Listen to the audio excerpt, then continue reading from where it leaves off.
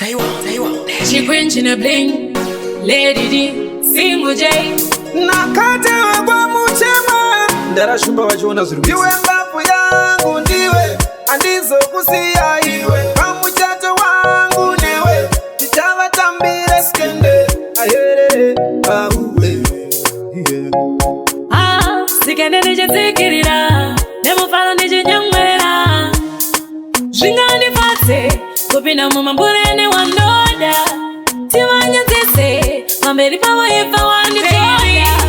ngatidanane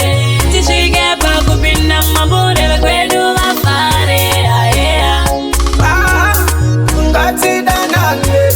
tisvike pakupinda mambure kwedu vafare mwana iwe rudo vaviri vechitatu muzvinakuwa ndapota usateerere zvavanotaura hazvivafadzi kuti wone tichidanana vanosvuvira kuti dai tarambana ngativangwarire tiende mberi chakutengera chochete kana hapa ya mageti itinitsondatsitsa mudiwa wazvinzwa bebi ndodada newe ndovimba newe ngatidanane tisvike pakupinda mumambure vekwedu vafare ayeya ngatidanane tisvike pakupinda mambure kwedu vafare mwana iwe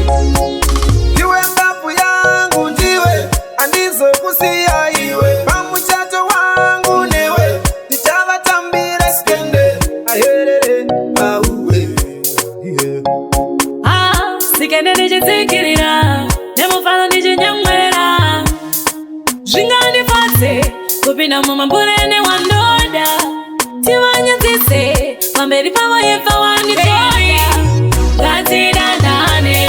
tisvike pakupinda mumambure vekwedu vafare ayeya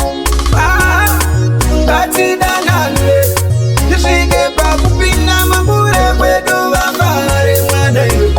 rudo vaviri vechitatu muzvinakuwa ndapota usateerere zvavanotaura hazvivafadzi kuti wone tichidanana vanosvuvira kuti dai tarambana ngativangwarire tiende mberi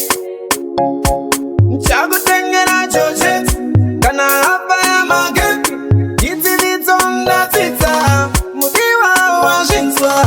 bebi ndodada newe ndovimba newe